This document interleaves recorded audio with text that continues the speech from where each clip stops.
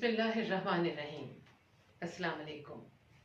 जिन दिनों में पाकिस्तान टेलीविज़न से वाबस्ता थी, ख़बरनामे की तकसीम का कुछ ये सिलसिला था कि दो न्यूज़ रीडर्स ख़बरनामा पढ़ते थे और ख़बरनामे का स्क्रिप्ट जो है वो दोनों में तकसीम करना ज़िम्मेदारी होती थी डेस्क एडिटर की या डेस्क इंचार्ज की। और वो ही जानते थे कि उन्हें किस न्यूज़ रीडर को कौन सा हिस्सा देना है और कितना देना है। और ज़्यादा ख़बरें जो है वो उस न्यूज़ रीडर को पढ़ने को दी जाती थी जिसका सांस जल्दी नहीं फूलता, जिसका सांस मजबूत हो, जो हफ ना जाता हो पढ़ते पढ़ते। और जिस खबर में अंग्रेज़ी के लफ्ज़ ज़्यादा होते थे वो ऐसे न्यूज़ रीडर के पास जाती थी खबर जो कि अंग्रेज़ी को बेहतर तौर पर अदा कर सकता हो। खेलों की खबरें जो हैं वो भी उस न्यूज़ रीडर को दी जाती थी जिसकी अंग्रेज़ी भी अच्छी हो, जो गैर मुल्की खिलाड़ियों के नाम बेहतर तौर पर पढ़ सकता हो और खेलों की खबरों के दौरान जो टर्म्स इस्तेमाल होती हैं वो भी बेहतर पढ़ सकता हो। कौमी असम्बली और सेनेट की खबरें जो हैं वो बहुत ज़्यादा उन दिनों तवील होती थीं और बहुत ज़्यादा डिटेल में दी जाती थीं और हर एमएनए जो है जो कुछ फ्लोर पे बोलता था वो काफ़ी तफसील से ख़बरों का हिस्सा बनाया जाता था, तो वो भी न्यूज़ रीडर को उसी न्यूज़ रीडर को दिया जाता था जो कि ज़्यादा मजबूत सांस का मालिक हो।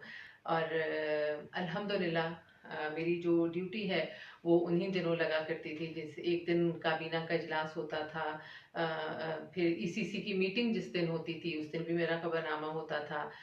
फिर इसके अलावा बजट होता था तो उस दिन भी मेरी ही ड्यूटी लगा करती थी ज़्यादातर। और ये मैं किसी फ़ख्र से या किसी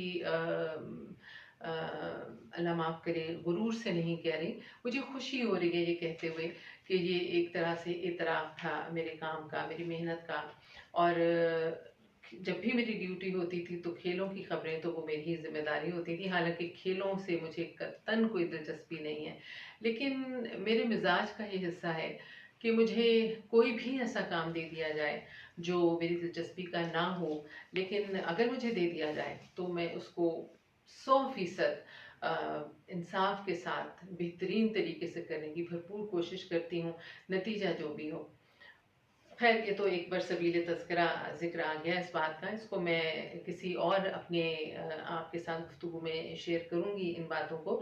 बात मुझे करनी है आज एशिया कप के हवाले से। एशिया कप जो है वो बिलाशुबा जो है वो एक क्रिकेट का अहम और ऐसा इवेंट है जो एक बर्र-ए-आज़म के लिए मुख्तस है, जैसा कि इसके नाम से ज़ाहिर है। पाकिस्तान वर्ल्ड कप जीत चुका 1992 में और 2017 में चैंपियंस ट्रॉफी भी उसने जीती। एशिया कप के अभी तक 14 इवेंट्स हो चुके हैं, ये 15वां इवेंट है जो होने जा रहा है और इसमें से 2 इवेंट जो है वो पाकिस्तान ने जीते हैं और दोनों ही जो इवेंट थे वो बांग्लादेश में हुए।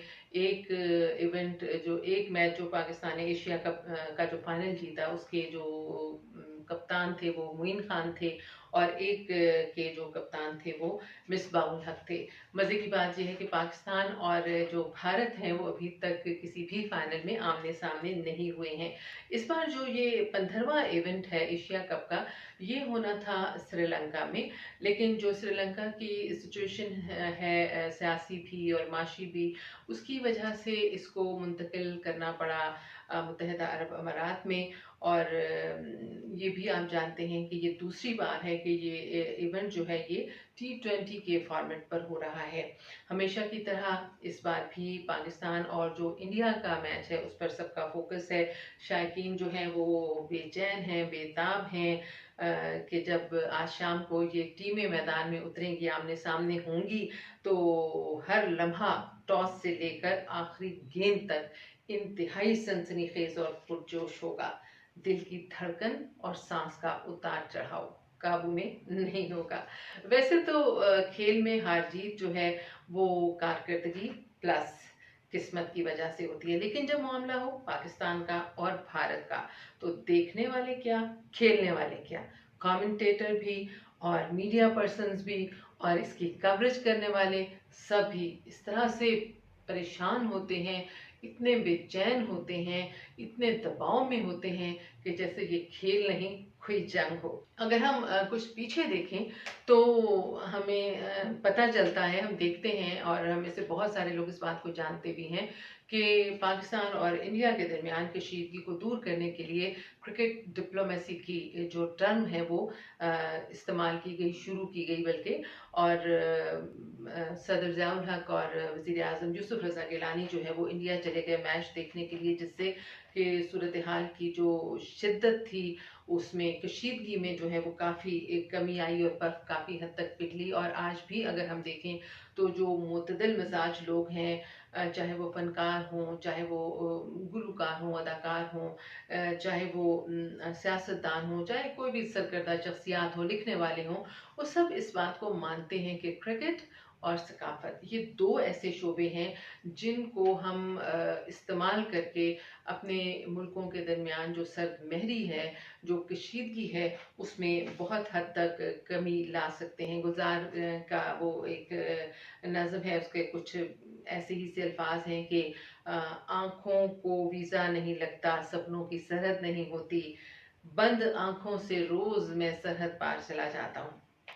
भारत और आज ही शाम को मैच है और कुछ ही घंटों का वक्त बाकी रह गया है, तो पूरी कौम जो है वो दुआ गो है कि पाकिस्तान की क्रिकेट टीम जो है वो बाबर आजम की क़यादत में आज का मैच जीते और हमारा सब्ज हिलाली परचम जो है वो सुरखरू हो हमेशा की तरह। लेकिन खेल को खेल रहने दें, इसको ज़िंदगी और मौत का मसला न बनाएं और ना ही नफसियाती हिजान में मुब्तला हों।